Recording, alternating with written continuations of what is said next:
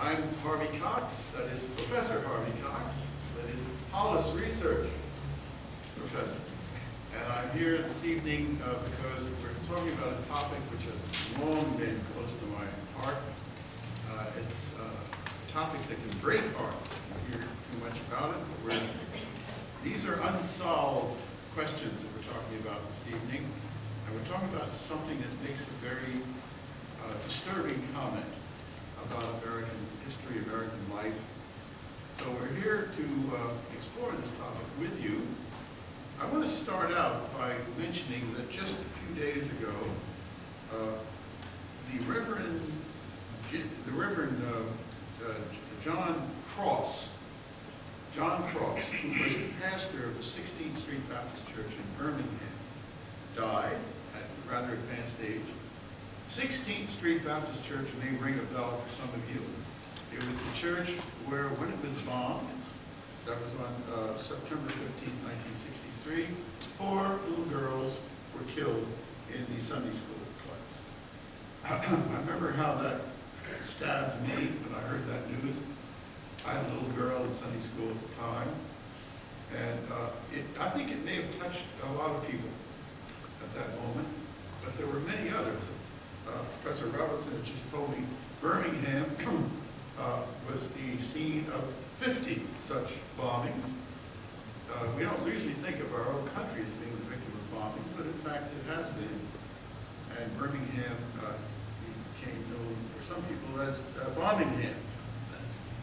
Now we have here a splendid panel to address this evening, and I'm going to introduce them very briefly, starting on my right, coming over to my left, and then ask them to speak in the order that we've agreed upon, after which we'll have some conversation and questions. Let me start with Rose Johnson-Mackey, on my right here. You say Mackey or Mackey? You say Mackey, yes, even better. Rose Johnson-Mackey. He is the first Vice President and Executive Director of the National Coalition of Burned Churches. It's the first community-based research project in the country that documents and monitors church burnings actively throughout the South and nationally. She is going to tell us a little bit now about the whole background of the situation, also the current status of this case and these cases in the courts. Next to me on my right is Bishop Bryant Robinson, Jr., pastor of Macedonia and First Church of God in Christ in Springfield, Massachusetts. He's also the bishop of the Greater Massachusetts Ecclesiastical Jurisdiction of his church, the Church of God in Christ, sometimes known familiarly as Kojic. Welcome, Bishop. Thank you. And welcome also to you. Todd Robinson, on my left here, is Assistant Professor of History at the University of Nevada in Las Vegas, Nevada, where they have a lot more fun, I'm told, than we have in Cambridge. Hard to believe. I don't believe that at all. Teaches courses in American history. Don't you all rush out to join that class.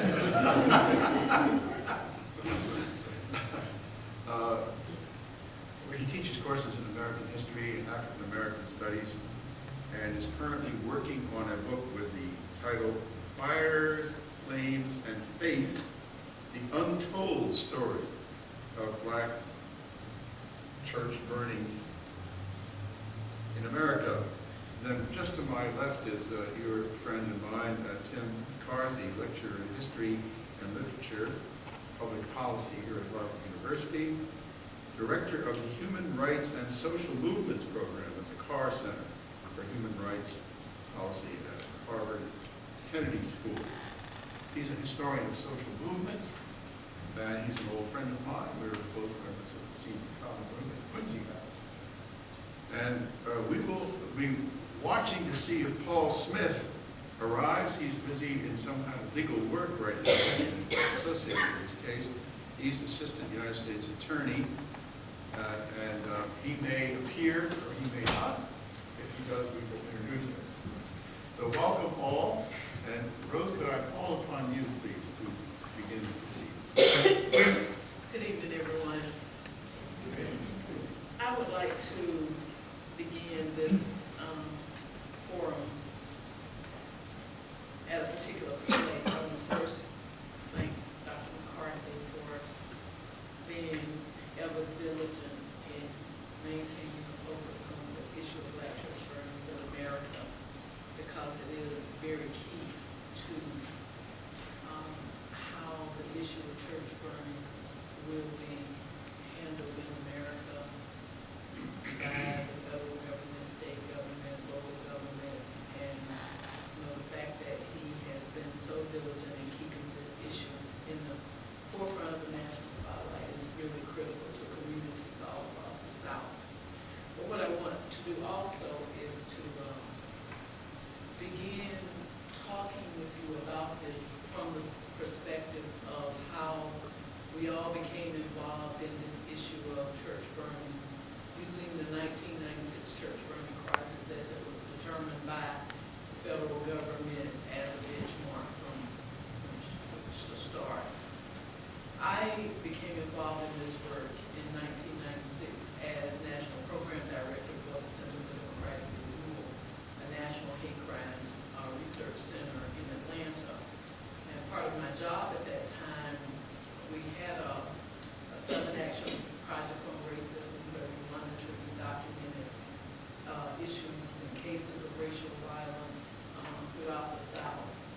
But around December, the fall of 1995, we began to get calls in our office. Part of my job was to go out and investigate allegations of racial violence, hate crimes in primarily African American communities. But we began to get calls at that time from pastors or churches that, their churches were being torched.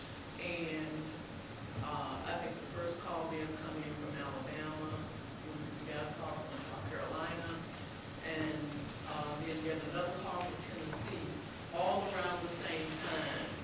And so what we did initially was to go out and conduct field investigations at these sites, to hear from the people firsthand about what was going on and what their concerns about what was happening in their communities.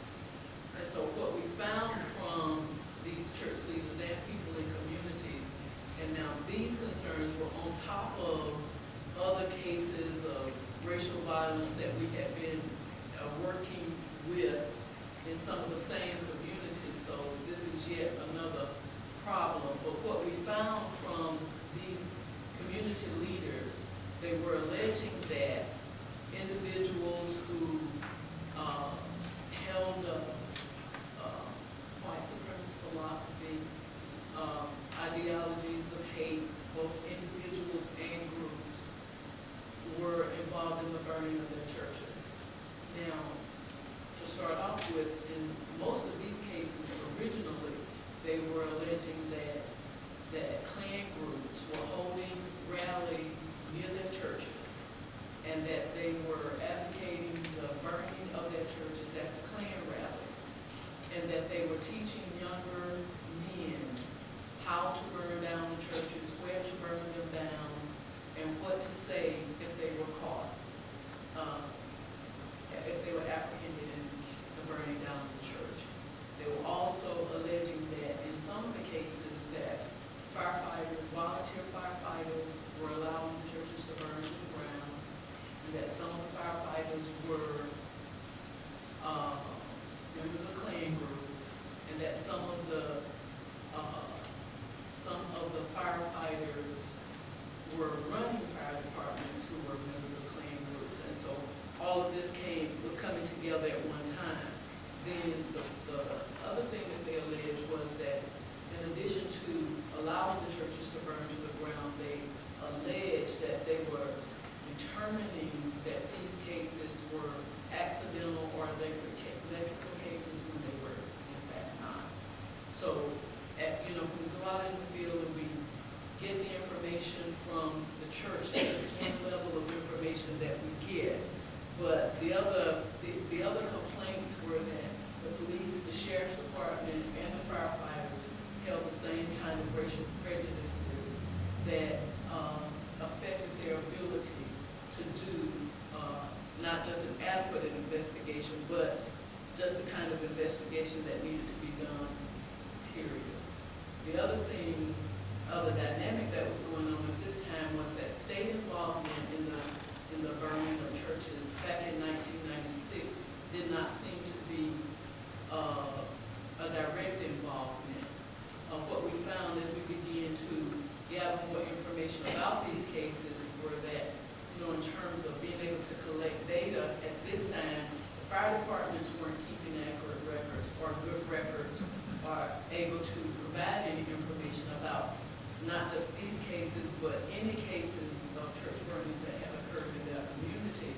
On the state level, we had trouble getting information about cases because there was no central place where this information was being held. And then thirdly, on the federal level, there was no central collection point for this information to come. So nobody was keeping this information.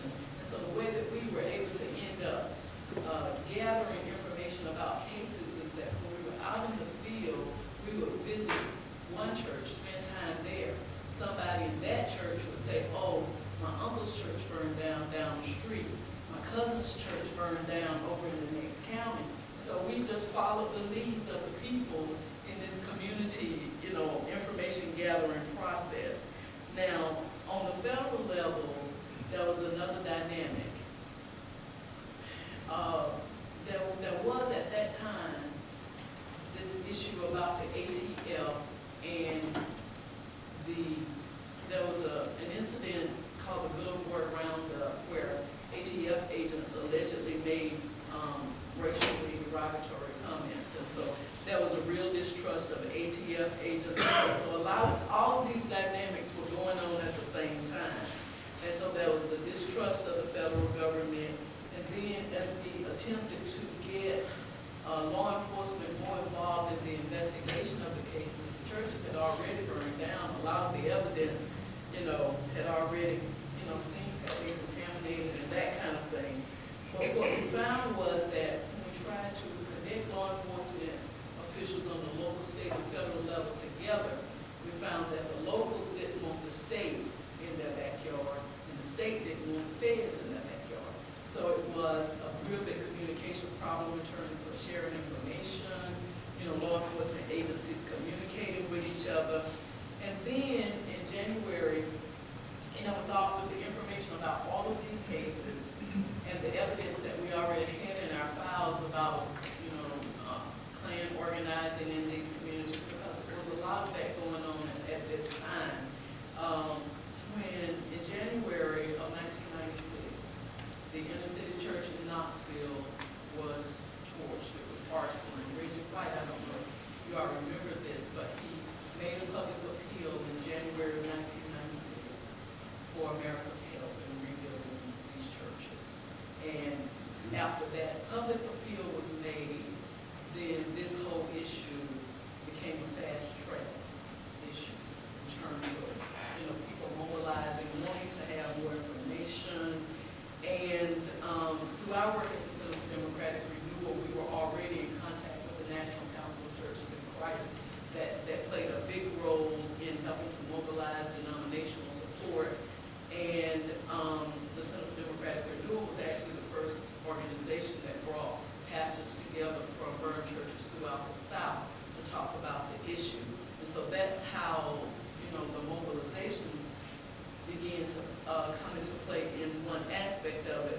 But as the issue became more of a public issue, and these cases were lifted up for public inspection, the thing that we found was that the backlash that came from these cases being lifted up for public inspection that had not had a solid investigation because they had not been properly investigated, we were faced with media questions and attempts to, from my perspective, to neutralize the public discourse by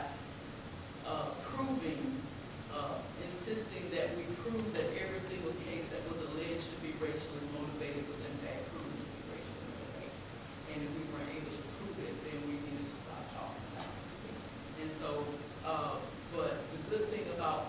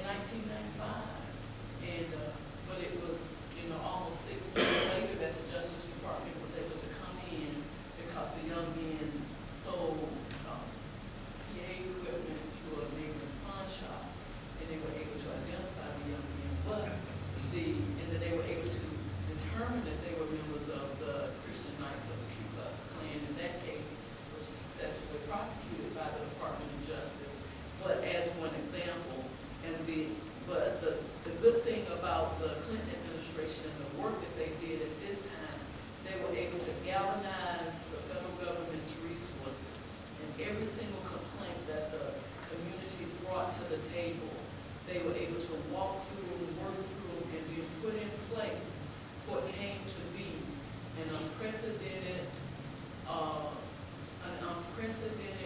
program for church burning response and recovery that has ever happened in the history of the United States of America. So when you talk about the bombing of the 16th Street Baptist Church, and you look for the kinds of gains that our country has made that help to make certain or put into place mechanisms so that events like that can be countered and not happen to the extent that there are no mechanisms in place. The Clinton administration did that.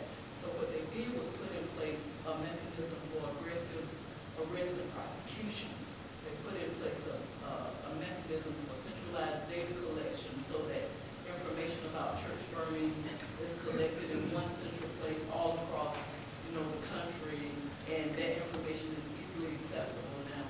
And they also mandated, because of the passage of the Church Arson Prevention Act, which was a unanimous piece of legislation passed through Congress, that whenever church arson, a church fire occurs anywhere in the country, there's a coordinated law enforcement response to that fire. And that still happens today. So those are some of the kinds of gains that have been made and put in place as a result of the work of the Clinton administration, and it is a part of the ongoing work that we do now. And the National Coalition for Burned Churches is an organization that was established by pastors and members of burned churches in response to that crisis to make sure that there will be ongoing support always available as churches continue to burn now throughout the South and nationally. Thank you very much. When in your work do you locate the first of the kind of modern church burnings? I would imagine that in 1996, it was probably the cluster of church burnings in Alabama, and then the cluster of church burnings in West Tennessee. Both happened around the same time. December 1995. Bishop? Thank you, and also, let me express my appreciation to Dr. McCarthy for the invitation that brings me here, and thank you for taking time out of your busy schedules. No, they're just having fun. It's midterms, they can, any excuse. to come and spend a few moments with us. Massachusetts, home of Harvard. Massachusetts, home of Smyth College. Massachusetts, the home of University of Massachusetts at Amherst. Massachusetts, November the 5th, 2008. I just finished celebrating with my youngest son and my oldest son who lives in Maryland, and my oldest brother via telephone. We were back and forth, for we had just had a glimpse of a more perfect union. We saw the first African American following a very heated primary within the Democratic Party involving Hillary Clinton, a woman contending for the nomination of a major party. We saw the election of Barack Obama as president or president-elect of the United States of America. In my 73 years at that time, I never dreamed that I would be able to witness that. Somehow or another, I'd grown accustomed to, excuse this reference, to white men being the only one who can govern. Not women, white women. Not women, not men, not African Americans, not men of color, only white men. were able to guide this nation. And so I had a glimpse, very brief, into a more perfect union. Never thought I would see it. And so when I signed off that early morning hour with my son in Nevada, my son in Maryland, my brother around the corner in Springfield, Massachusetts, I went to sleep feeling good. It's a great land, it's a great country. I'm in Massachusetts. About, I had told my brother to call me around 6 a.m. I had an appointment to have my car serviced, and I would, just wanted to wake up call. My wife was away, Harvey, in Memphis at the annual convention in November of 2008. Of Church of God in Christ. Of Church of God in Christ, right. In its birthplace. In its birthplace. And so I got a phone call, the phone rang. I told him, don't worry about my answering, I'll just know that this is my wake-up call. And I turned over, and the phone stopped, and then rang right back. I was a wee bit annoyed. I said, I told him I'm not going to answer the phone. I just wanted a wake-up call. You know how that is in the, I just wanted a wake-up call. And so I picked up the phone, and this is what I heard. They are burning our church to the ground. I'm processing. I'm thinking it's 6 a.m. They are burning our church to the ground. Said it about one more time, and then I'm trying to fathom a response. What do I say? What do I do? Along a little parenthetical insert here, the story goes, mother said to her son, it's time to get up and go to school. Wake up, it's time to get dressed, go to school. You're gonna be late. I don't wanna go to school. Son, you gotta get up and go to school. You're gonna be late. I don't wanna go to school. But son, you're the principal. I'm the pastor. What do I do? So I felt like crawling back in bed and assuming the fetal position and just let it do what it does. And I said, well, that won't work because I am the pastor, so I must. So I dressed and I went over, and the hoses are running everywhere. The fire police have the street blocked off. I identified myself. They allowed me to go through. And when I got a little closer to the building, I could see the glow in the wee hours of the morning. When I pulled into the driveway, if you've seen this flyer, that's what I saw. A building that had been, thank you, determined to be about 75% complete was now fully consumed.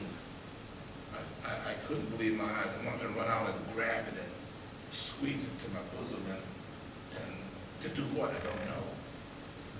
And so I'm standing watching, and the firemen are doing what they do well, trying to put it out. Finally, my nephew, who lived in proximity to the house, brought me a chair. I'm sitting now watching.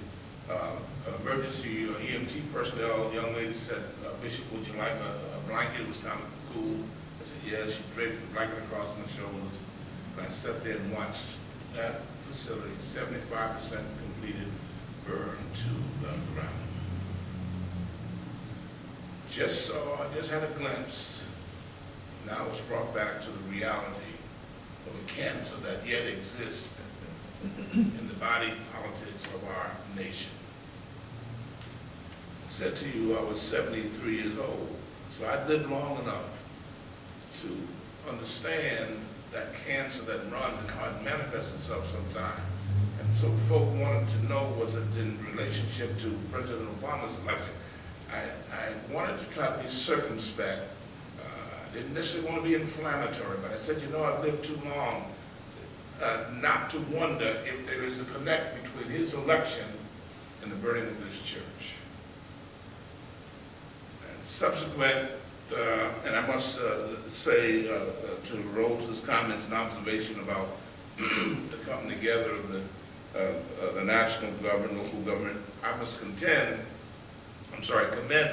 the law enforcement criminal justice system. As you know, arson crimes oftentimes go unsolved. And I must commend the ATF and the FBI, the state fire and state troopers and the local fire and local police for coming together and putting aside their turfdom and collaborating with a passion to solve this problem. Once the fire was totally extinguished, it became, as you would suspect, a crime scene. And they began that arduous process of trying to ascertain what happened here in that case. I suspect they knew early on, and have had language subsequent that suggests they knew right early what had happened. We are situated next to a wooded area. As it turns out, 3 young men, we now know, slipped through the woods with gasoline and other accelerants, broke into the building and spread gasoline interior and gasoline exterior, struck a match, and walked back out through the woods. And as the fire was fully blazed, they say arsonists have this penchant for coming around and standing and watching their handiwork. And I'm told that one of those persons indicated they were standing in the crowd watching the fire. We had up until that moment no signs of vandalism, nobody was giving us difficulty.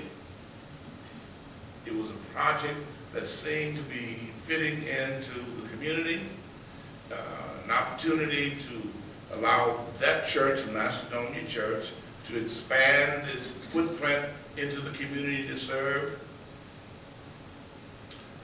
But the election of Obama triggered something in the hearts and the minds of these 3 young individuals. In their affidavits at some point in time, it was revealed that they did it because Obama was elected president. Now all blacks and Hispanics will get the opportunities, whatever that means. Double-digit unemployment. A little levity, folks, a little levity. All blacks and Hispanics will get the benefits because he's been elected president. What does that mean? That means that we have been systematically excluded on the other side of the equation when we were not president. Are you there? See, in the black church, when I minister, it was called call and response. And every now and then I hear somebody say, amen. Amen. All right. And so there we are with these young men saying they burned it because it was Obama was elected. And insult to injury, we burned it because it was a black church. A black church. So again, we commend the law enforcement personnel for their diligence, their perseverance to bring to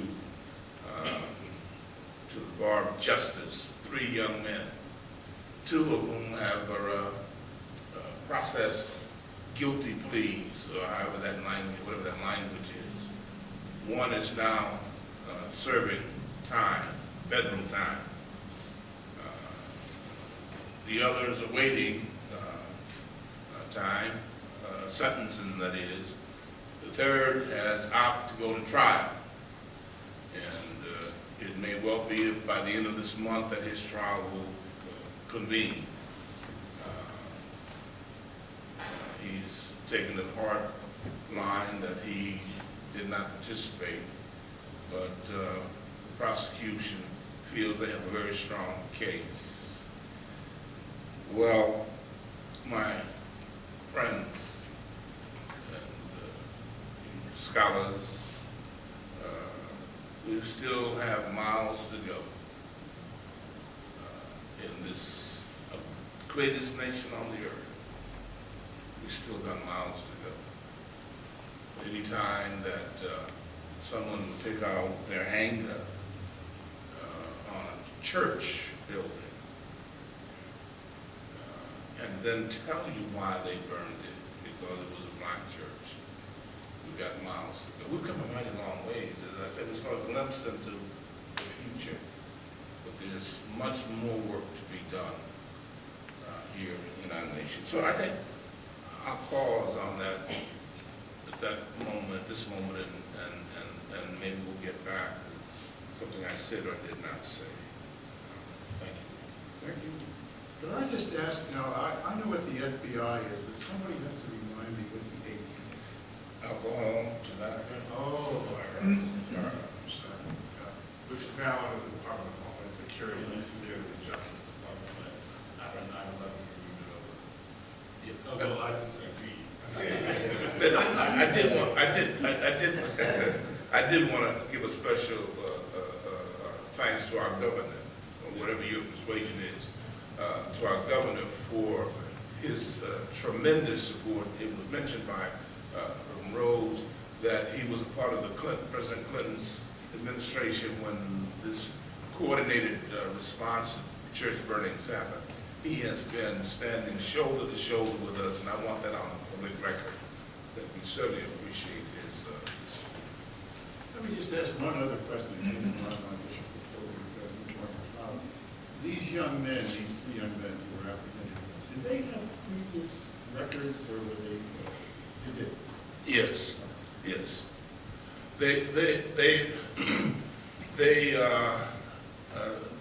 They're in the system. They're in the criminal justice system with some residential burnings, I think is suggested, which does not rise to the federal bar, but some of them, one or two of them, have to deal.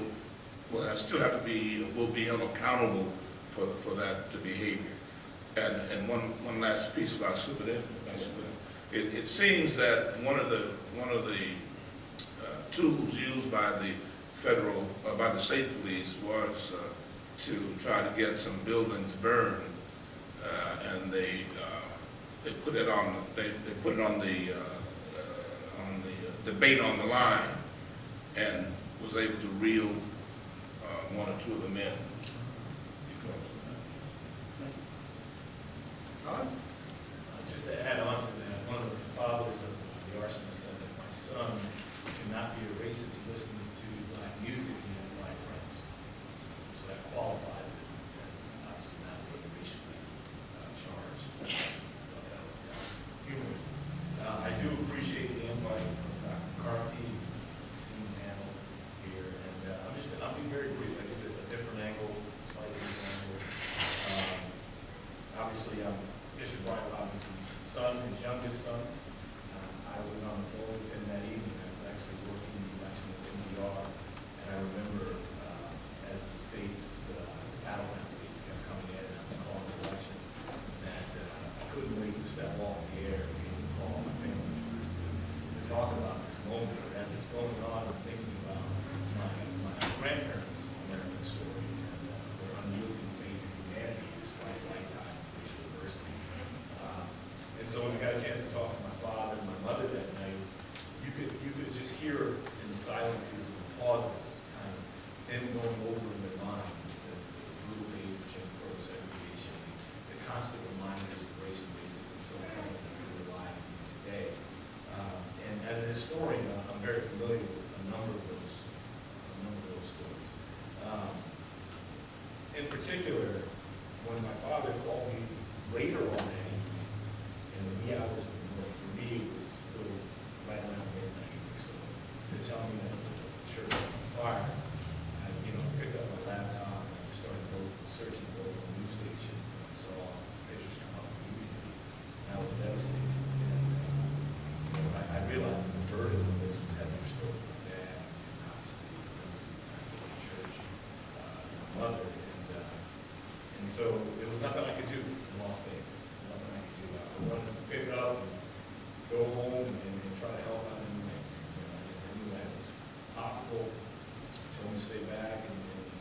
sort it out, figure it out. But it kind of had that the connection with race. He says he gives every appearance of being a hate crime. And I think he's being very politically correct in stating that. But the burning reminded me of our own particular history, and that history is part of America's history with racial violence in our country. Part of that is with lynching. You know, as it would have it, our family is connected in so many ways, but two in particular that stand out in our very noticeable forms of overt racism in America. 1930, July 4th, in MLM, Alabama, small town, a lynching party of over 300 members decided to run through the town, and as they stated, say about the Robinson scene. It was their goal to kill every Robinson that they could find. Robinson, about 15 family members, over 300 plus acres of land, and which represented a recipe for disaster. Many of the lynchings, as you guys very well know, generally targeted towards people, African Americans, who stepped out of the place, who didn't follow the normal customs and behaviors, racial etiquette, Jim Crow South. So July 4th has a different meaning for us. On that evening,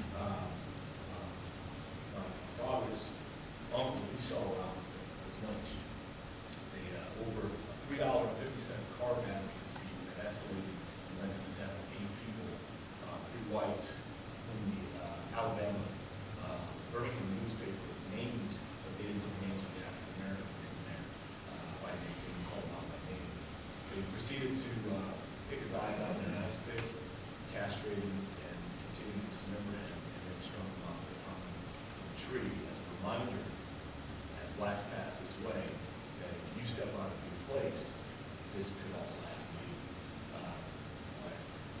My grandfather's uncle, John Robinson, was also lynched that evening. Had members of the family in his house. He refused to let them search the house. He had a gun on his lap, and his Bible, he was a preacher, and they ordered him to allow him to search the house and relinquish his gun and say, "You Bible too." And they proceeded to grill him with bullets, and then took his body and dragged him close to the fire and set the house on fire to get rid of the other Robinsons. My grandfather actually, with his mother and some of them, made it out, and he headed to the woods in Alabama for safekeeping over the evening, and then waited to the Mississippi line. They were taken in by a benevolent white family in that particular community who refused to let the white mob, 300 plus, search their home, and they did not handle any Robinsons. The trumped up charges led to my great-grandfather serving 9 years in prison. He was actually first sentenced to the electric chair, and that was overturned. And then he was sentenced to life in prison, which was subsequently commuted.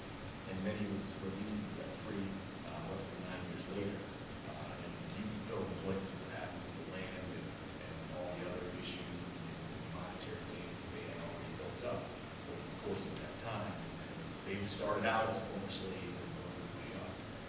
That subsequently led to us as a family having to change our names from Robinson to Jones and Giles, and all across the nation, from Portland, Oregon to that's how we found our way to Springfield, Massachusetts. So there's a deep history and a legacy of racial violence that has endured in America, which almost for a brief moment, my father uses the term glimpse into a number of different things, but what Barack Obama's election did is begun this dialogue of post-racial America.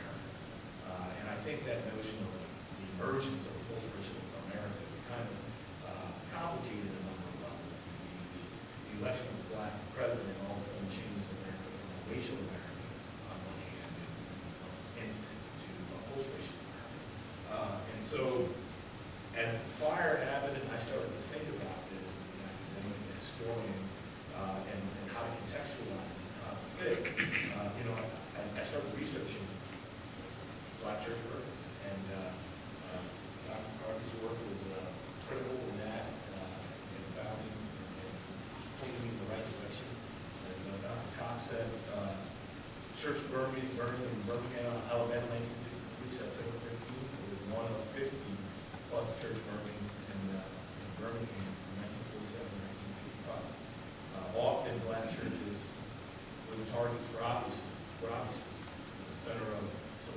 activity in many cases. It's the ideal way to send a message, and we forget how much Black spirituality has played a part in Black resistance in history of all time.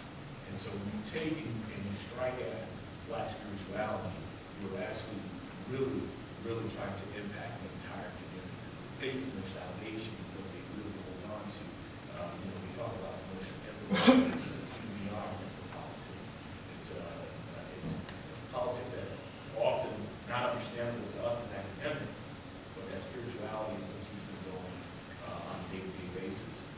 So I wanted to write, I didn't write right away, and then, make a long story short, because I know we want to move on here, but when my father called me and told me that the bank had refused the loan, the second loan, even though the lending terms were met, they made money off the first loan, they refused to secure the second loan and provide a second loan. It reminded me of the lending practices in the post-World War II era, the housing market, the HOLC, the FHA, and all these things just came to my mind. And I said, well, part of this post-racial notion is that if the Black church is burned, it will be rebuilt, right? Because that's what we do in post-racial America. If it happens, which we don't believe it happens, to the tune that it does, it'll certainly be rebuilt.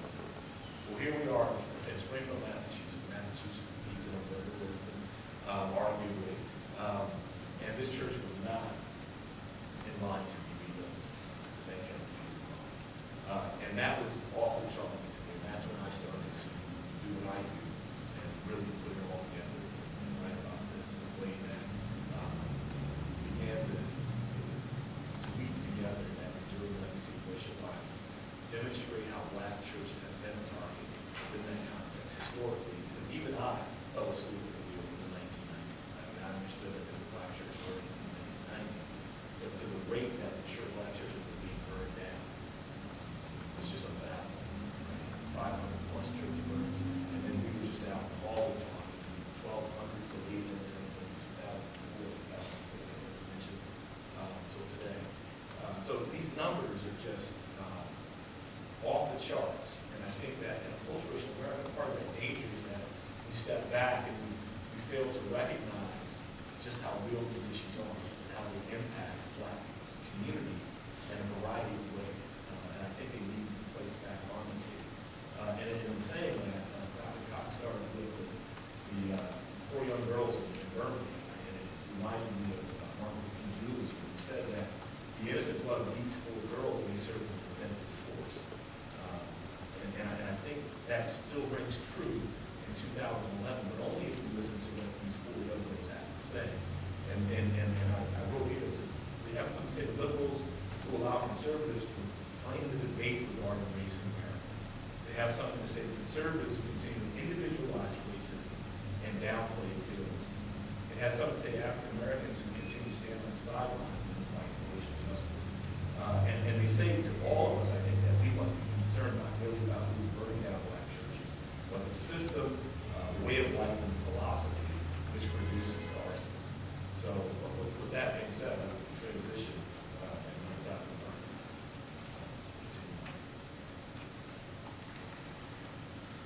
Thank you very much, Dr. Robinson, Bishop Robinson, Reverend Knight, Professor Cox. I've been on a lot of panels at Harvard, and I've listened to a lot of panels at Harvard, and it is a real special privilege for me to be on a panel here with some real good heroes of mine, heroines of mine.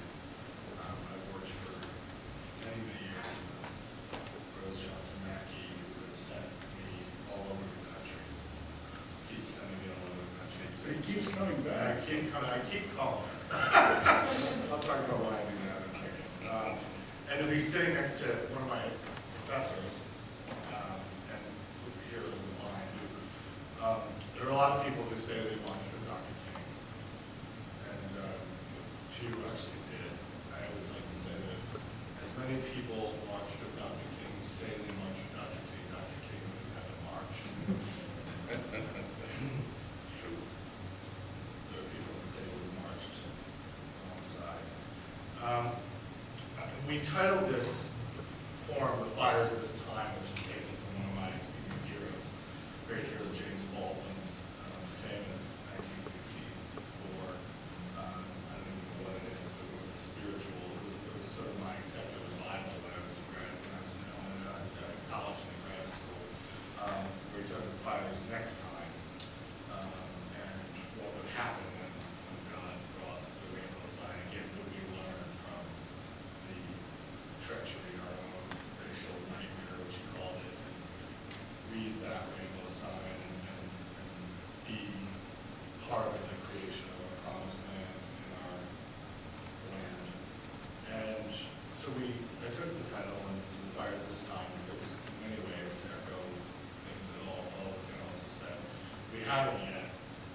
I don't know if we've even seen the rainbow sign. We may have seen glimpses of it, I'm not sure. But we certainly haven't heeded those warnings still after all this progress and all of this knowledge of this history that we actually now teach in our schools, which we didn't necessarily teach in our schools when many of us were coming up through the ranks.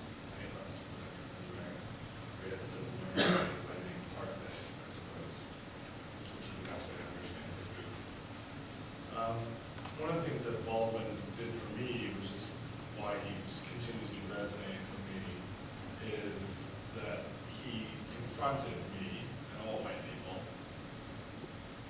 and held us accountable at a distance, held us at arm's length, forced us to see the world that we had created, either actively created by our own racism, but also perhaps been complicit in the creation of by not stepping up, by what Martin Luther King said, standing idly by in the face of injustice and not doing anything when you are called to that account.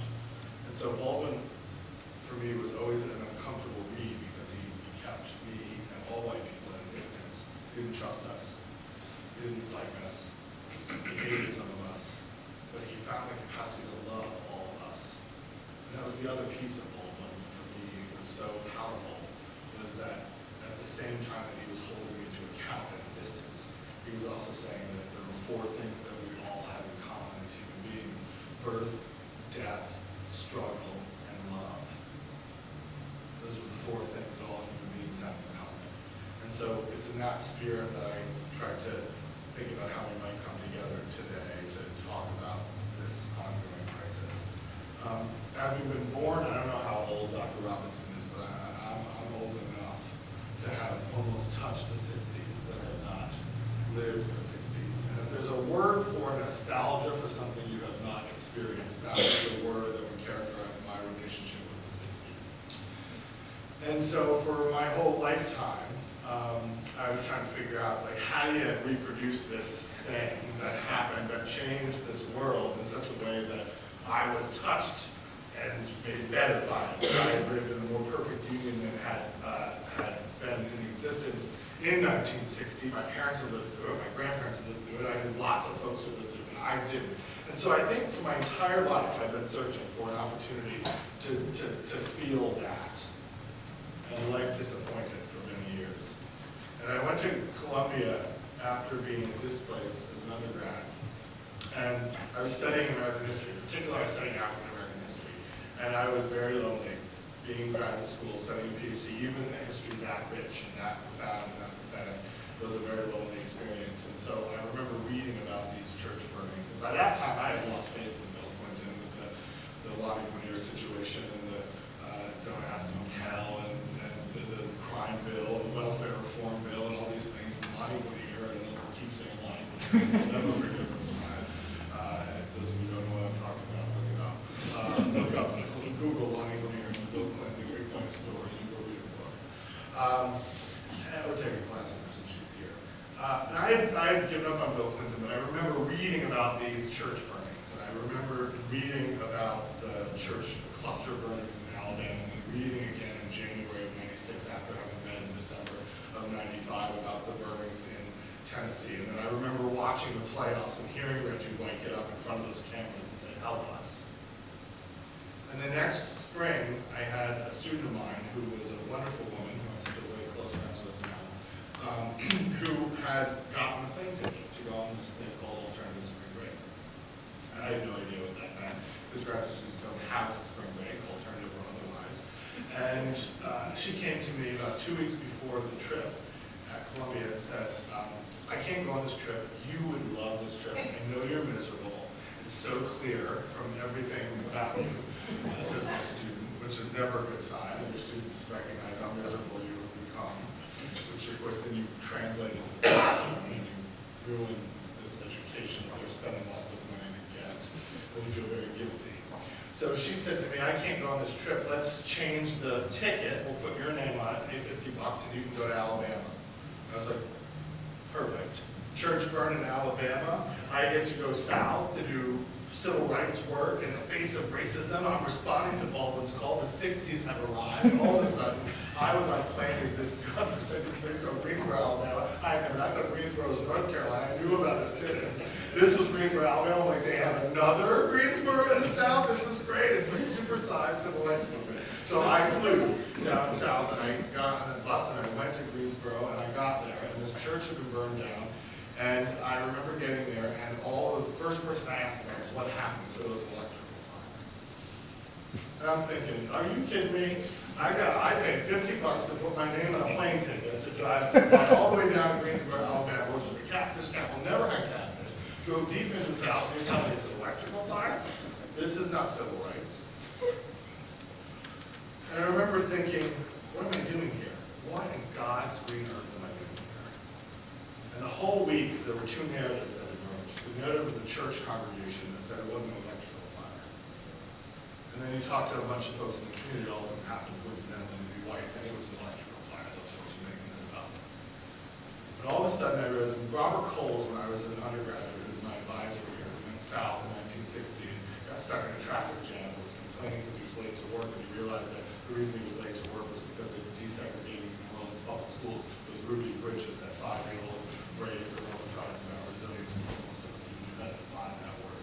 And Robert Coles told me in my junior year, because you talked for years with him, another hero, said, if you want to understand this country, you need to go south. And so this was my time to go south, and I was finally in the south, and it was through those dual narratives that I learned about what this country is about. The white people saw things one way, the black people saw things another way. And the only way for us to come together and figure out how to see the same thing together is by working together and responding to these kinds of things where they are, when they are, whenever they happen. And about midway through that week, where I was trying to figure out whether it was an electrical fire or an arson, and I was confused in my mind, I went to a gospel sing in a church in Alabama in that same neighborhood. And all the folks, my students who are here will know this story. All of us formed a circle around the outer perimeter of the church. We all held hands, black people, white people, men and women, rich and poor, all of us, Christians, Jews, Gentiles, atheists. Everybody was fabulous. And it was the 60s.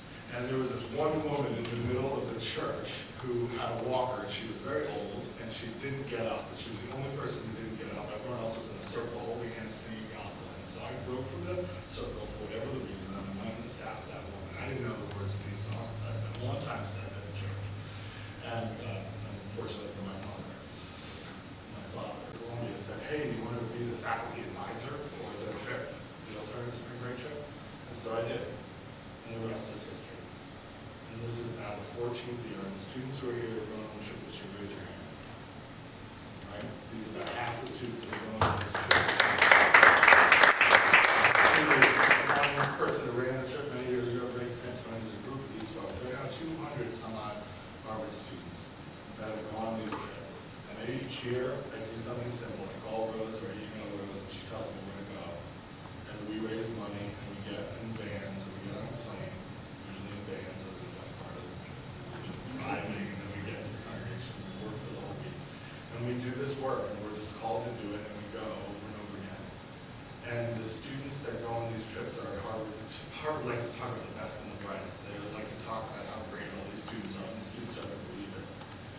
And when I think about all of that puffery, and all of that rhetoric, and all of that stuff that the admissions office tells everybody in the world, I smile because I realize that I actually know the best and the brightest at this school, because the kids who have come south.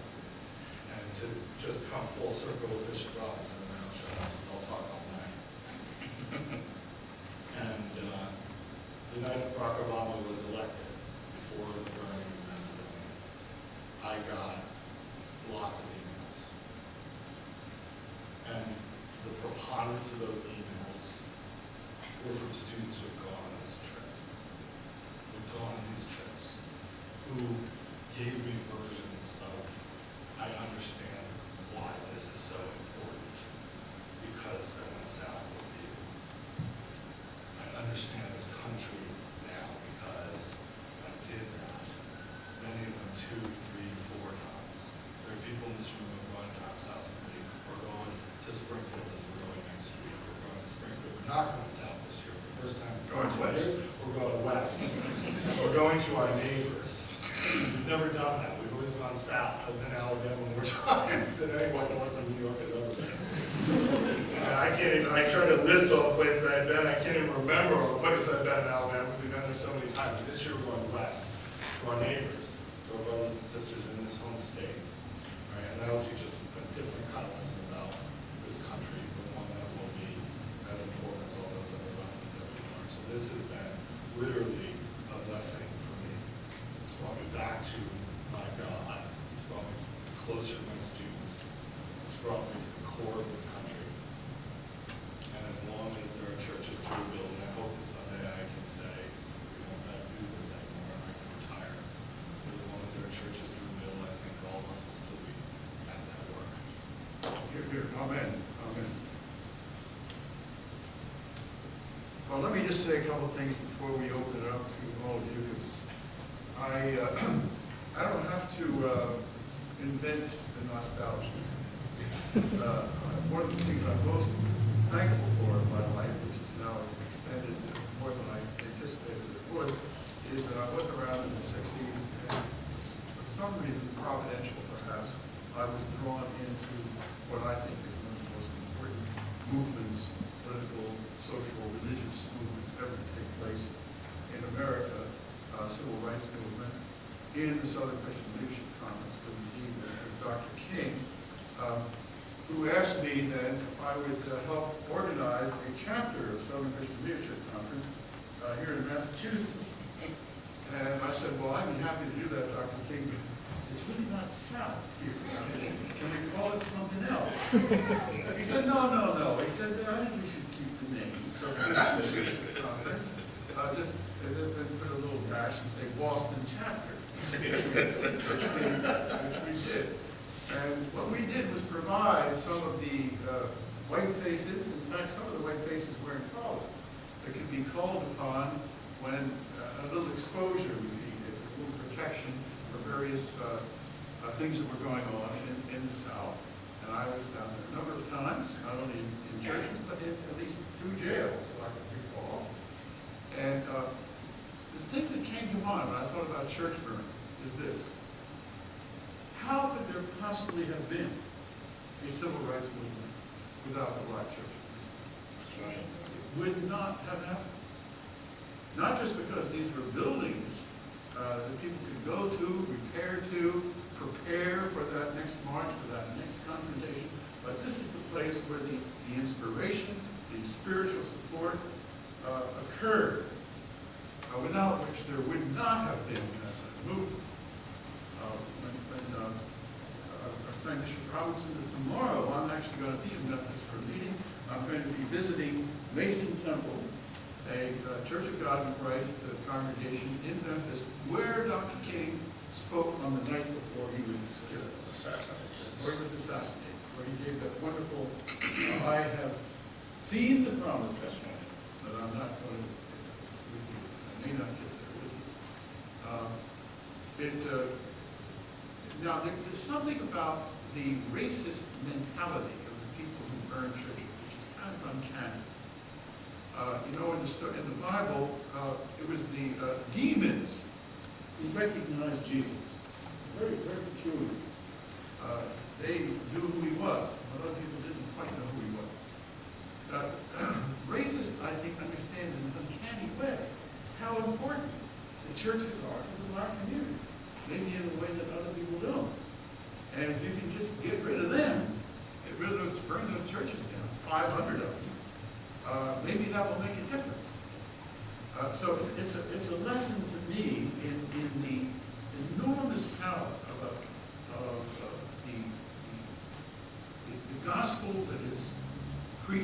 sung about and prayed and used as a basis for organization in those churches. I can remember very clearly being in a church when Dr. King was preparing people to march. A lot of young people were involved, a lot of young people. You weren't supposed to march in some of these unless you were P16, and there were people who can't have been more than 11, but they were saying, oh, I'm 16, I'm going to march. And what he would say, time after time, was, look, we're going to sit here and we're going to sing, and if this is going to be a non-violent march. Non-violence doesn't just mean that you don't yell back or fight back or kick back if somebody hits you or throws something at you or calls you a name. You have to search your heart for any possible hatred or violence that you can find in your heart. If you find any there, please, don't march. Just stay here, nobody will criticize you. Maybe you'll be ready again. He insisted, he knew pretty clearly, very clearly, about it takes a nonviolent heart to engage in nonviolence. And I thought about Dr. King a couple weeks ago when I was watching, as we all were day after day, what was happening in Cairo. I thought, he's certainly smiling now. Hundreds of thousands of young people in Cairo maintaining a nonviolent discipline directly from Dr. King. In fact, one of my friends sent me yesterday a note that there was circulating in Cairo a comic book of the life of Dr. Martin Luther King that was being handed around. A comic book of Dr. King and his whole career circulating around, helping to inform people who carried on his tradition of nonviolence, which was, to some extent, I think, to a large extent, born in the black church, a child of the black church.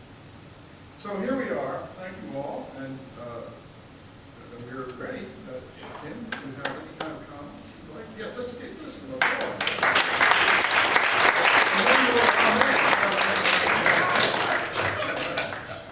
This many comments, we can't Yeah, I have three quick questions. Hope you'll indulge me. The first is very just inquisitive. The second is intentionally controversial. And the third might be stupid. So, easy one first. Most of the hatred that America is dispelling these days is reserved for another minority group, and that's Muslims.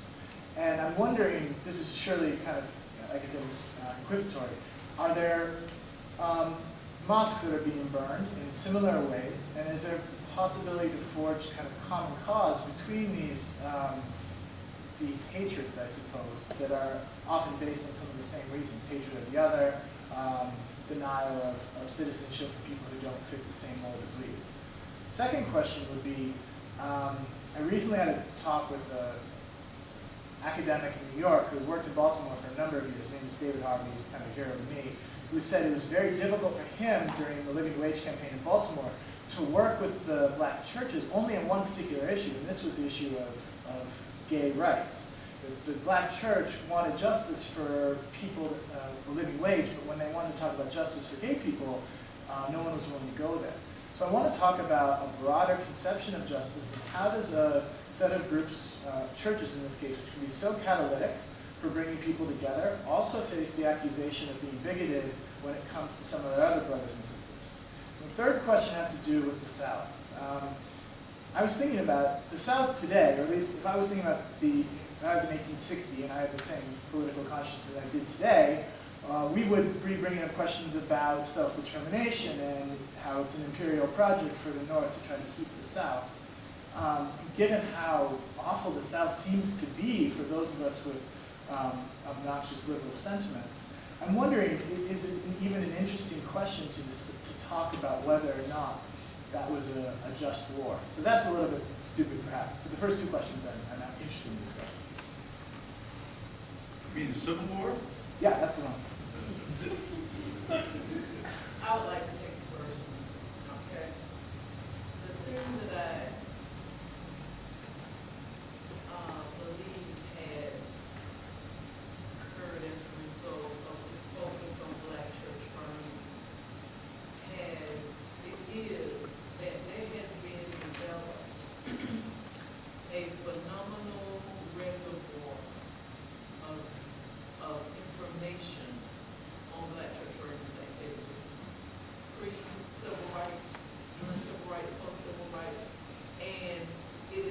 because of that record of activity, the thing that we have come to understand as we monitor and document church burning activity throughout the South and nationally is that the patterns of activity continue to occur. And so whether in Alabama or any other state, in the same geographic areas where churches burn then, they continue to burn now. Now, it is also our theory that because of this historical pattern of activity from the Black church, that in a lot of these communities now where Muslim Americans and even immigrants who are engaged in campaigns to the justice campaigns that they're engaged in now, that we see these patterns of church burnings and bombings in the same communities where Black churches burn. You know, the ideology is still there. A lot of times it is this generational passing on of how people think. And so at our conference in December, we had an interfaith dialogue where we brought together Muslims and Christians to talk about church, the bombing of places of worship. So the mosques are burning and they are bombing. Many cases in the South. The thing that is alarming to us now is that, and you know, we also are beginning to see more patterns of church burnings and bombings in Hispanic congregations, you know, particularly those that are Pentecostal, you know, those who don't attend the Catholic churches. But patterns of activity, you know, this contemporary activity in America, you know, the paradigm is shifting in a way that people of color, these new issues, political issues that we face, the whole notion of the burning and bombing of a place of worship as a weapon of social warfare is real. And so yes, these incidents do occur, and they are occurring more and more. And I want to just put this final pin in this point, and that, but something a little bit different is happening, because we have been seeing more cases where mosques, churches are being set on fire with people in them. The fires are starting, the people in Bible study, they're in prayer, and so after we finish all of this, the final point that I'm going to make goes back to the point that Dr. Robinson made about what kind of code is. It's not responsible. You want the second question? I wasn't actually going to take the second question. I'll leave that. Actually, more thought. I just want to touch on the generational transfer into racial ideology. And I kind of contextualize it that way because it is a continuation of racial ideology that needs to be one. They change over time. Right? The malleable, they continue to change. They take out different forms of shape. And I think in the case of the church burning, that level of hate and teaching of hate is still obviously present. White churches are burning too, and we had a pretty interesting conversation coming up with. But the difference is you don't contextualize it as a white church being burned down because it was white. You're not burning down white churches because they are white, right? So which gives it a very different context than black churches and black churches. So we need to recognize that, you know, churches are burning. They're all different colors, ethnic groups, and different communities, and they need to be represented. But what's interesting about some of these church burnings and the black community is that in Kojak faith, they kind of brought together two groups that had separated during Jim Crow era, right? It's brought together a lot of different people. I thought it was very interesting that the ecumenical services brought together groups that had separated because of segregation, and religion became part of that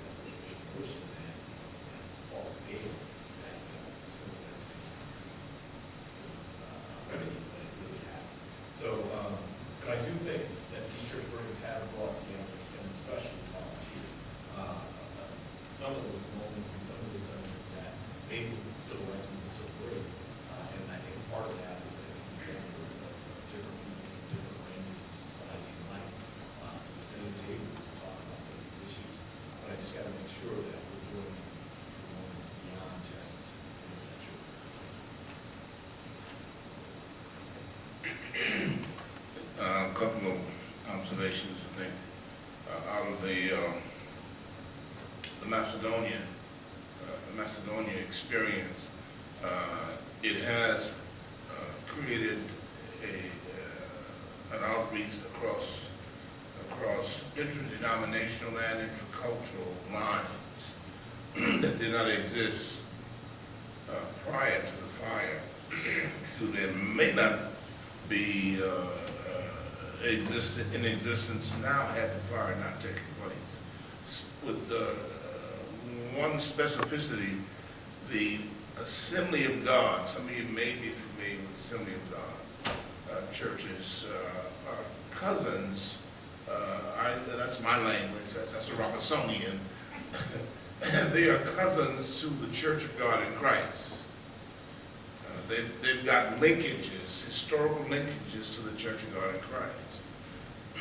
But because of social pressures coming up through the 30s, the 40s, the Jim Crowism, the segregation, pressures brought to bear created the occasion for separation, stepping away. But many of their founding fathers were credentialed by Bishop Charles Harrison Mason, the founder of the Church of God in Christ. But they stepped away. Now in Springfield, I can only speak for Springfield, we now have struck a relationship that is just exciting. 2010, we convened for the first time ever in Springfield, downtown Springfield, Springfield Symphony Hall, celebration of Pentecost for a lot of charismatic churches. Pentecost is significant, and so we held a celebration in Springfield where the Assembly of God, COGIC, I'll use the acronym COGIC, churches, Hispanic Independent Pentecostal churches, all came together with a grand celebration that was well received and was is the forebear for an ongoing relationship, point of connect at the moment between those two or that community. Now, again, how do we build it? How do we, what's the sustainability issues that we need in order for increased fellowship, or at least to really solidify this fellowship is still problematic. We're still discussing, but we're at the table even now preparing for 2011 celebration, Pentecost celebration led by the Macedonia Church. I was invited by several Assembly of God ministers following that fire to have lunch, and out of that lunch has been birthed celebration. Secondly, first, and I will speak first, we, in our experience, again, it's been ecumenical, we had the entire community, whatever the spectrum of the community is, from mosque to temple to you name it, coming together and celebration following the fire, days following the fire. Let's see, the fire was the 5th of November. So Thanksgiving, it was Thanksgiving, that's of that month.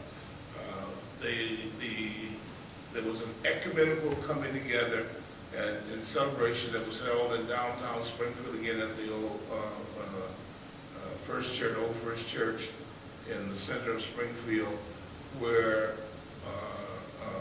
all spectrums of faith were represented in celebration. Now, that's been our experience, and we're trying to cultivate and nurture the positives that comes out of that in order to try to increase, how do I want to say this, that in fact there can be some gains made. The scripture puts it this way in the book of Romans, for we know that all things work together for the good of them that love the Lord and are be called according to his purpose. So we don't see this as, we didn't ever and don't ever want to see this as a victory for evil, violence, and hatred, but rather we see it as an opportunity to birth opportunities for celebration. So we have been blessed in Springfield at the moment to have created some occasions.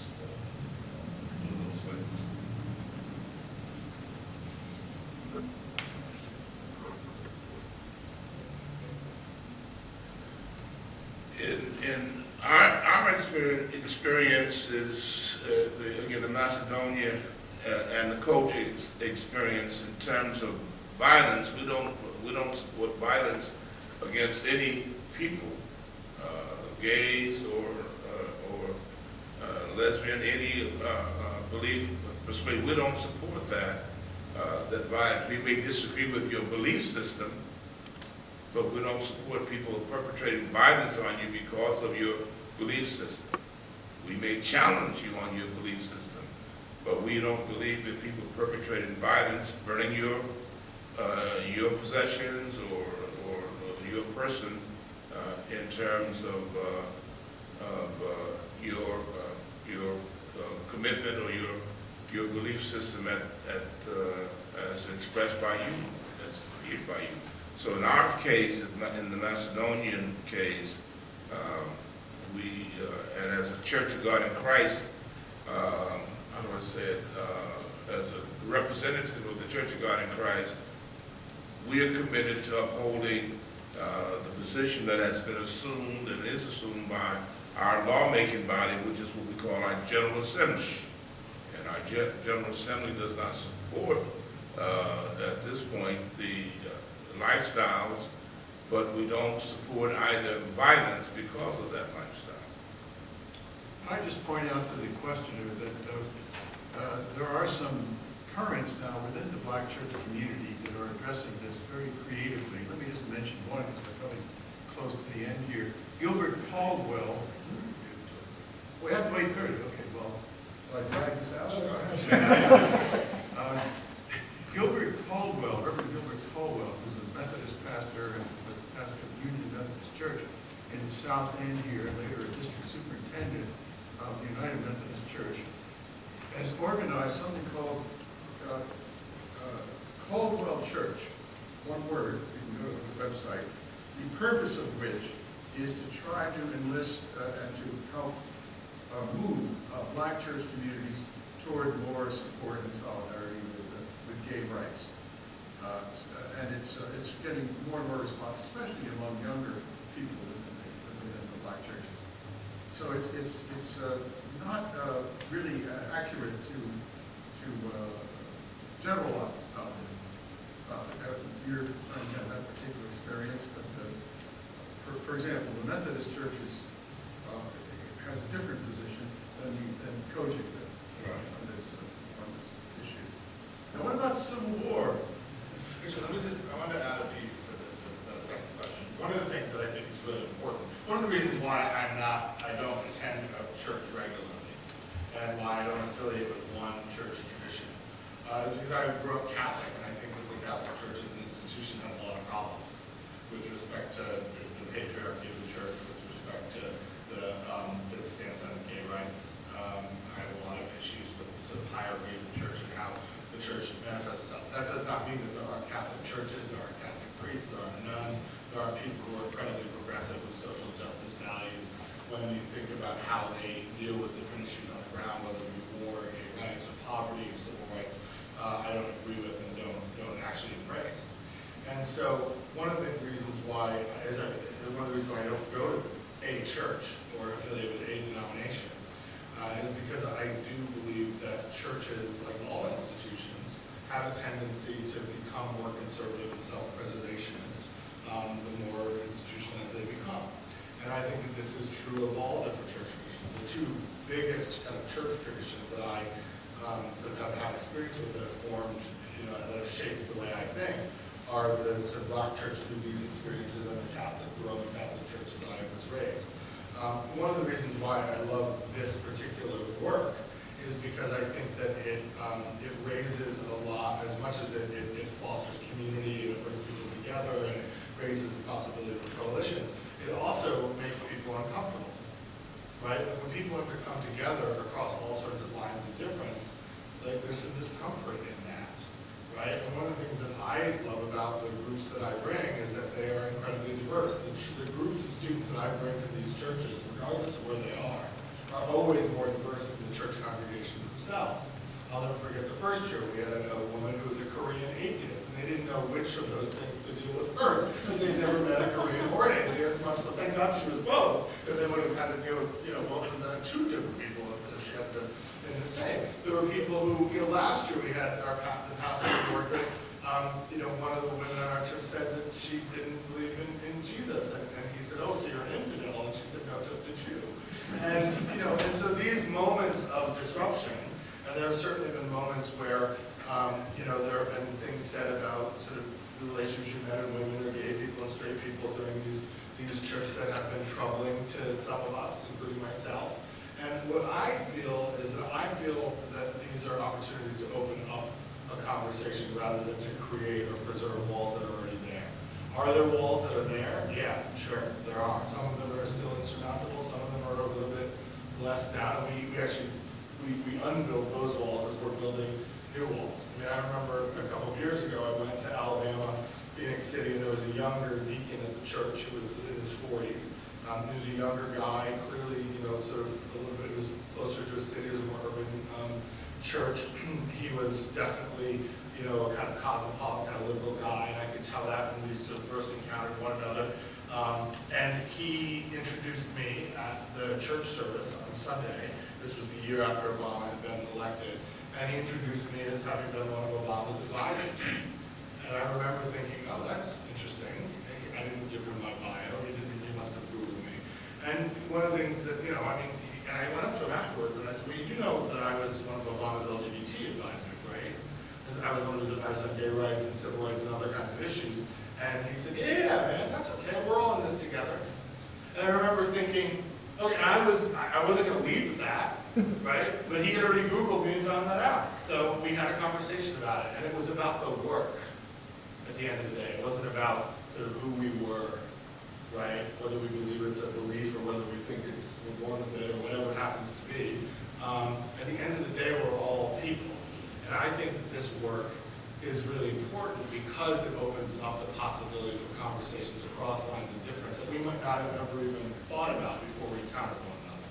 And the reason why I keep going back to rebuild these churches is my hope that someday, if we build enough of them, that churches as institutions will become a place where everyone is accepted and everyone is seen as a child of a God that we can all sort of share and see that our difference, whether it's sexuality or gender or race or what have you, religion is actually a sign of God's creativity rather than a sign of our own kind of man-made barriers to seeing each other as full people worthy of justice in the fullest sense.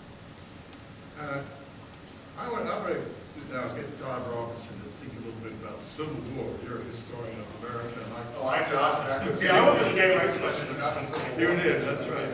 And I just want to point out that if you ever visit Montgomery, Alabama, and go to the little church there, which is the center of a lot of this, not Montgomery, it's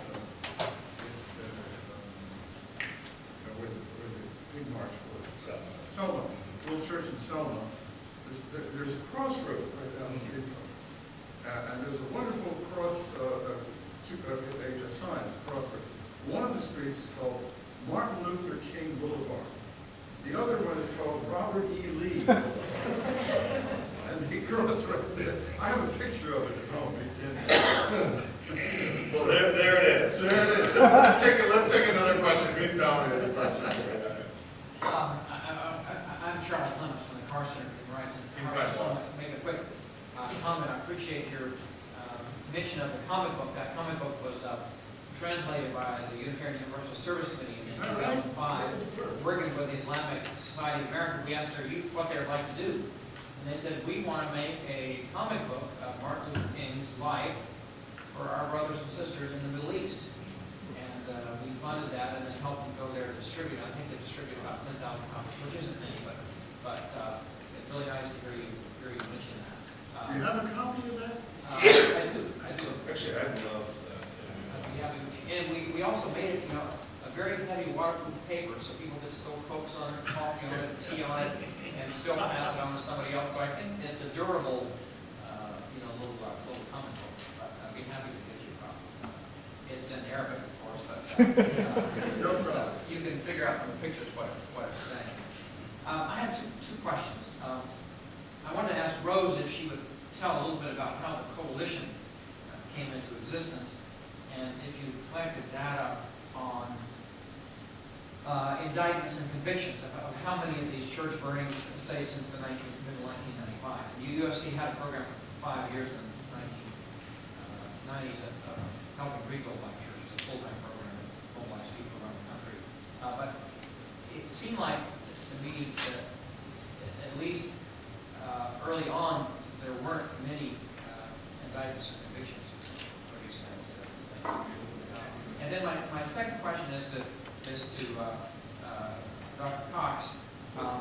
David but you can just listen to the question and answer later. David Halberstam in The Children discusses a moment, I think about 1956, when you were teaching in Ohio, and you had a conference that you had invited Martin Luther King to.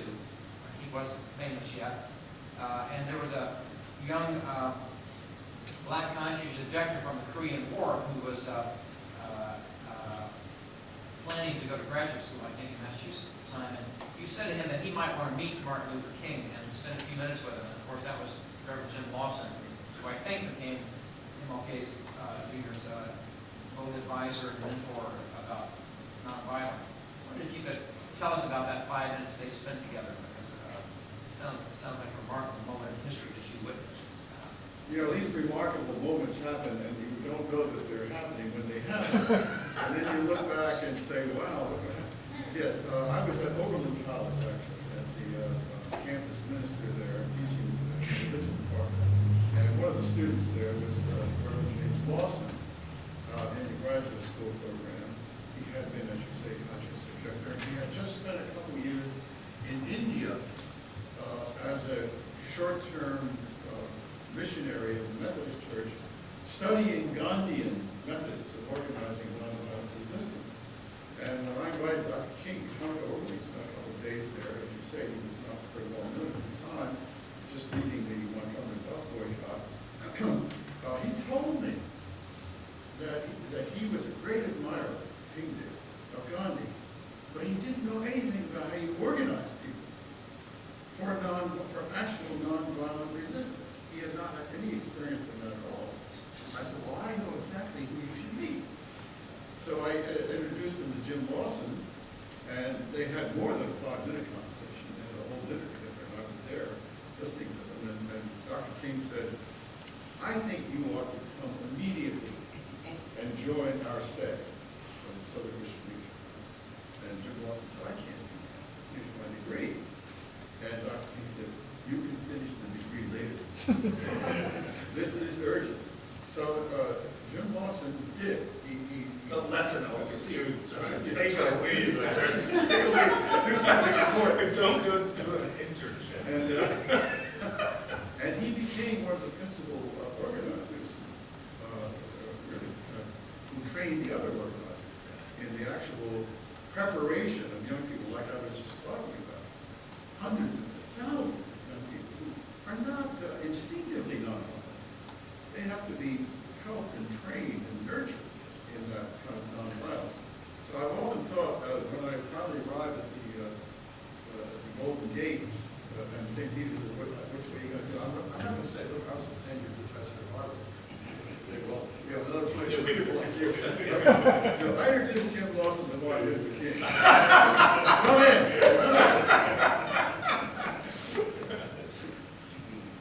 Okay, the first meeting of pastors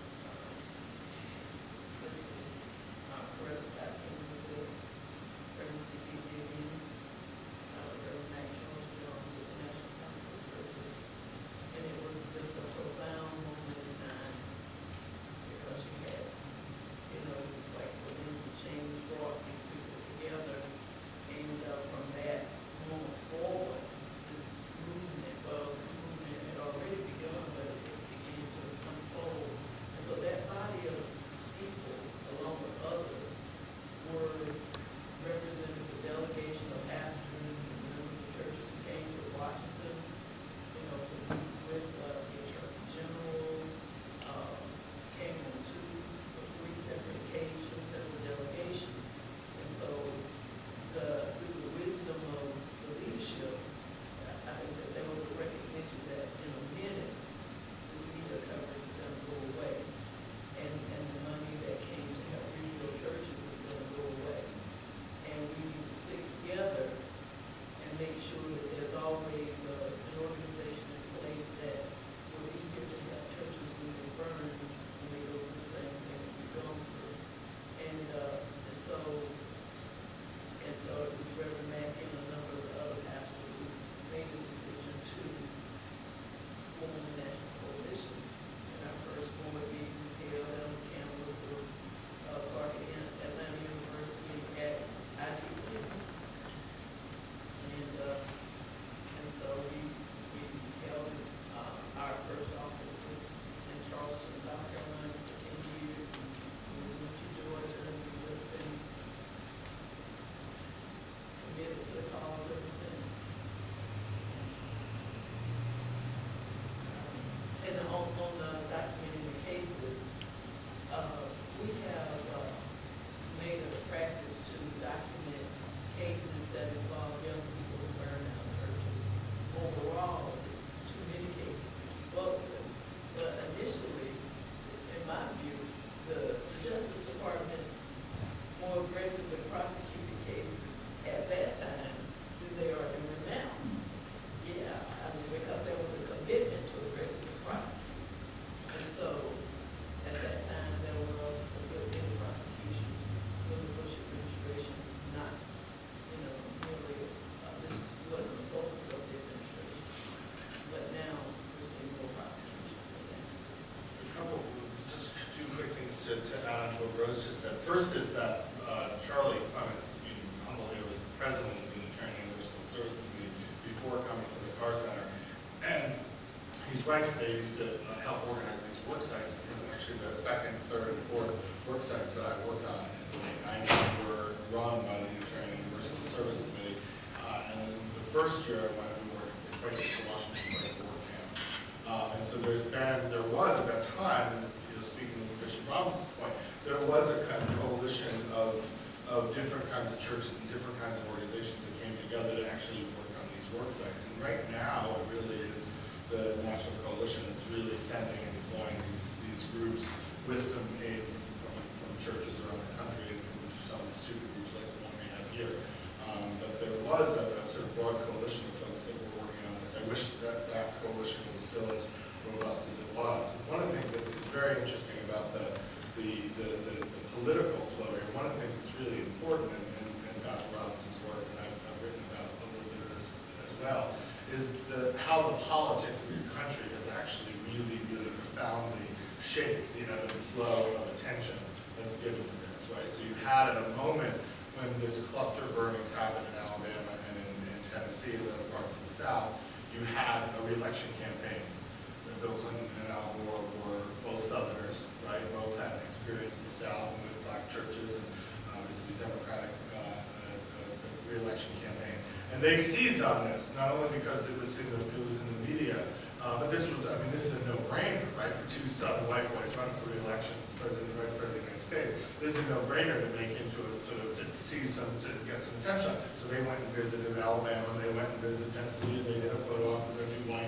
And it was more than that, and I don't want to belittle that. There was a commitment, as Will said, that brought together the Department of the Attorney General's Office, Department of Justice, the Department of Treasury, and the Department of the Interior, and also Housing and Urban Development. There were a series of, this was School of Public Policy, there were different divisions of the cabinet that came together across lines, which they don't often do, to create infrastructure that would both prosecute, give bank loans and low interest rate loans to these churches, and do a whole series of other things, treasury investments and so forth. And there was a lot of attention to this, and we know what happened during the second term of Bill Clinton's presidency is that the entire work of the government came to a shutdown and a standstill during the impeachment proceedings at there was a moment in time in 96, 97, and up until early 98, where there was significant federal attention to this, and a coalition within the federal government that was dealing with different aspects of this. After that moment with Bill Clinton and the sort of breakdown of the presidency in 98, there was that coalition slowly started to break apart. And then when George W. Bush came into office and ironically established the Office of Faith-Based Initiatives, which was the first office of its kind in modern political history, the Church Arson Prevention Task Force, which was the coalition of these different agencies, was dismantled. And there was no attention then funneled into the Office of Faith-Based Initiatives. So as much as George W. Bush talked about the kind of, Jesus politics, which is what he was all about, and what he sort of organized much of his campaign around, there was an explicit dismantling of this coalition, this interdepartmental initiative, as the Office of Faith-Based Initiatives was actually being established and created for the first time. So there's a deep, deep irony about the politics of religion as we transferred from the Clinton-Gore era to the Bush-Cheney era. And now, as Obama has taken over again, we have renewed attention. We were in D.C. Last year, a year and a half ago, lobbying various agencies in Washington. Rose organized that trip, and we met with people from all the different agencies, and we met with the Office of Faith-Based Initiatives and Community Partnerships, and also with the Assistant Attorney General for Civil Rights, Tom Perez, who is the sort of successor several times down the line from Deval Patrick, who held that position in the administration. So the politics of this is also really important. It's not just that there's been a kind of diminishing attention to this with the media. There's also been political will when this is being given attention, and also political will when the attention is withdrawn from this. So, one is the character of this trip. That you say that it's one of the very things that it's one of the historical experiences to happen, and yet it's travesty that we still have to go. My question is, since the formation of this coalition, since the law status, what's the trend? Is it that these are on the rise, or their responses to particular events, elections, and then, I guess, it's decide on a main speech, or where do we go from here?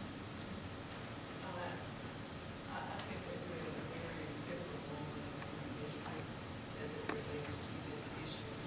Number one, what we see is that this pattern of activity, especially as it relates to Black church burning, still continues to occur in the same geographic areas as it did in 1996.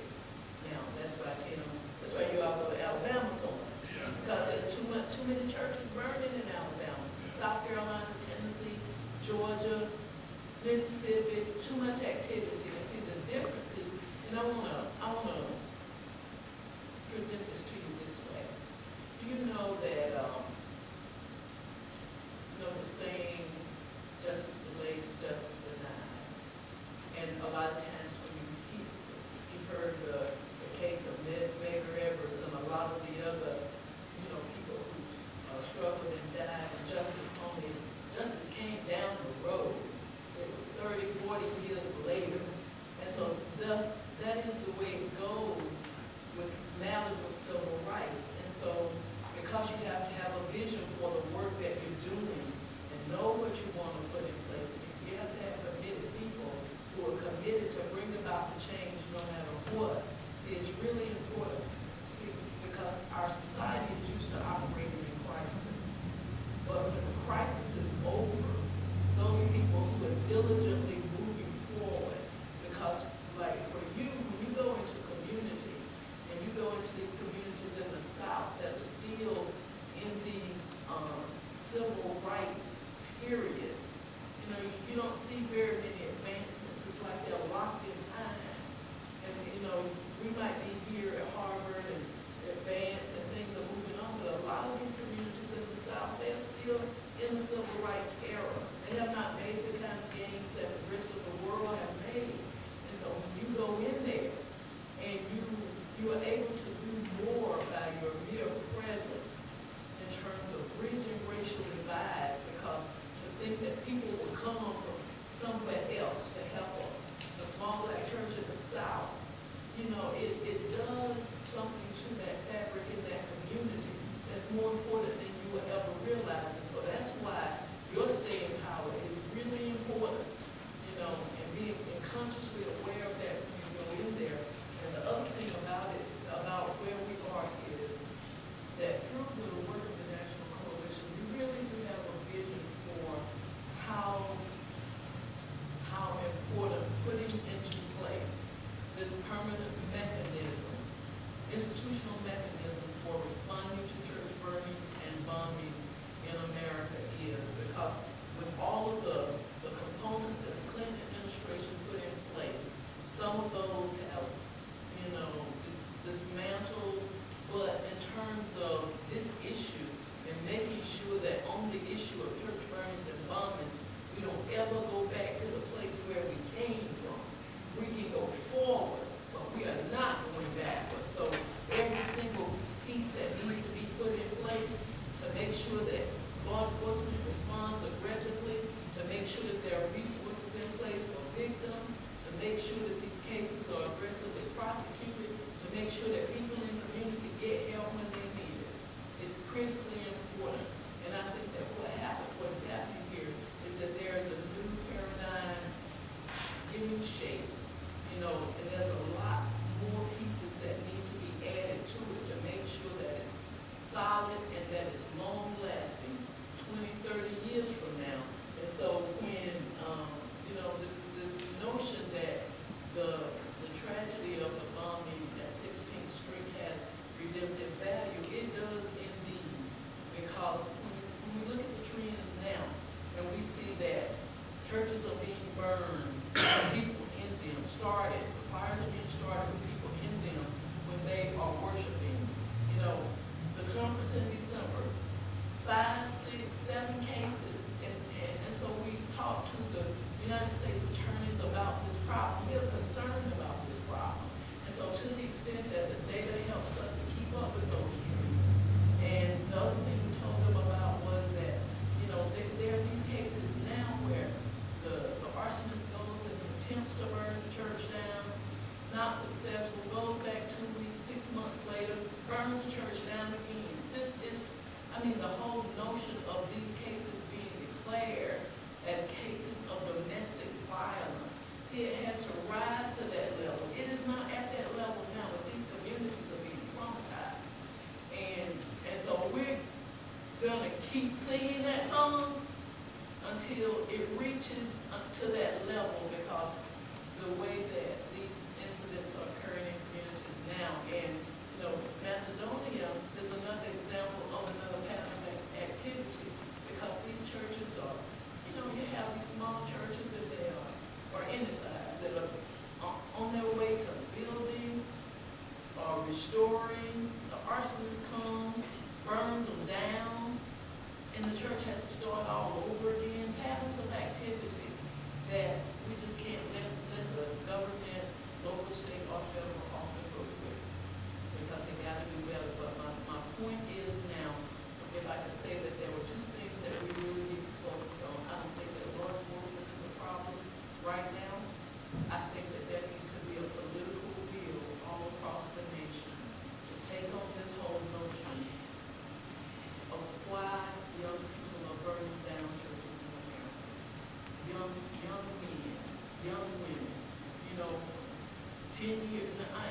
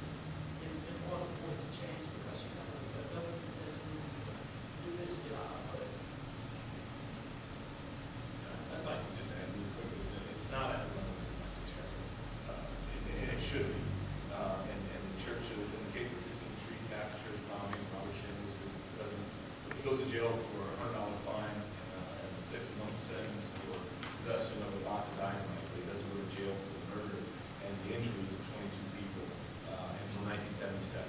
Bryant and Jerry don't go to jail until 2001, 2002. These are not issues that are so far gone. In the 1990s, you see that trend again until the increased level of attention from the federal government and the concentrated efforts from different law enforcement agencies come together of convictions. You weren't seeing people, they weren't finding out who was committing these fires. They weren't convicting the people who were committing these fires. And a similar trend, right, that was very eerily similar to the 1950s and 60s. Macedonia Church is slightly different because it's so inextricably linked with Obama's election, right? So everything comes together with that. And I think that synergistic notion that, you know, you're in the national spotlight, you have an African-American president, you have a church in the north, will then slight our gaze, black governor, slight our gaze from, and this is not taking anything away from Macedonia Church, but where the burnings are happening, and the majority of numbers are in small buildings in the South that have not changed, that are still very segregated